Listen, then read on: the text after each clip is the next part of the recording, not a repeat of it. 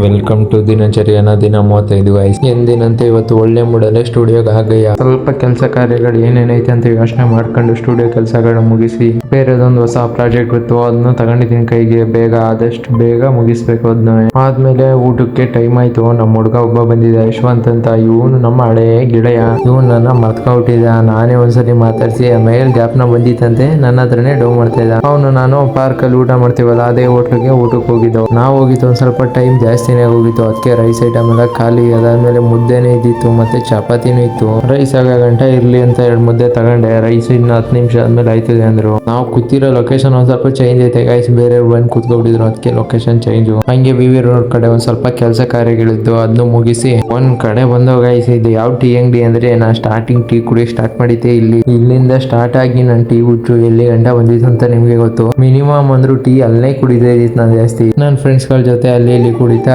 ಎಲ್ಲೇ ಟೇಸ್ಟ್ ಚೆನ್ನಾಗೈತೆ ಅಲ್ಲೆಲ್ಲಿ ಇನ್ವಾಲ್ವ್ಮೆಂಟ್ ಅಂದ್ರೆ ಪ್ರತಿ ದಿನ ಹೋಗಿ ಒಂದೊಂದು ಅಟೆಂಡೆನ್ಸ್ ಹಾಕ್ಬಿಟ್ಟು ಬರೋದೆ. ಈ ಡೆಡಿಕೇಶನ್ ಸ್ಕೂಲ್ ಅಲ್ಲಿ ತೋರಿಸಿದ್ರೆ ಟಾಪರ್ ಬರ್ಬೋದಾಯ್ತಿತ್ತು. ಇಲ್ಲೊಂದು ಪಾಪು ಬಗ್ ನೋಡ್ಬಿಟ್ಟು ಎಲ್ಸ್ಕೊತಾ ಇತ್ತು. ನಾನು ವಿಡಿಯೋ ಮಾಡ್ಕೊಳ್ಳೋಷ್ಟರಲ್ಲಿ ಎಲ್ಸ್ಕೊಳ್ಸ್ಕೊ ಹೊಂಟೋಗ್ಬಿಡ್ತು. ನನ್ನೇ ಒಳ್ಳೆ ಕಳ್ಳ ನೋಡಂಗ್ ನೋಡ್ತಾ ಇತ್ತು. ಅಲ್ಲ ಗೈಸ್, ನಾನು ನೋಡಕ್ ಅಷ್ಟೊಂದು ಖರಾಬ್ ಆಗಿದ್ದೀನ. ಇವಾಗ ಅಂದಾಜ್ ಸಂಜೆದ್ ಬಗ್ಗೆ ಮಾತಾಡಿದ್ರೆ ಮ್ಯಾಟ್ರ್ ಒಂದ್ ಸ್ವಲ್ಪ ಸೀರಿಯಸ್ ಆಗ್ಬಿಡುತ್ತೆ. ಆಮೇಲೆ ಆಂಬುಲೆನ್ಸ್ ಕರ್ಸಕ್ ಆಗಲ್ಲ. ಅದಾದ್ಮೇಲೆ ಇವಾಗ ಎಲ್ಲಿಗಪ್ಪ ಪಯಣ ಅಂದ್ರೆ ಸ್ಟೇಡಿಯಂ ಕಡೆ.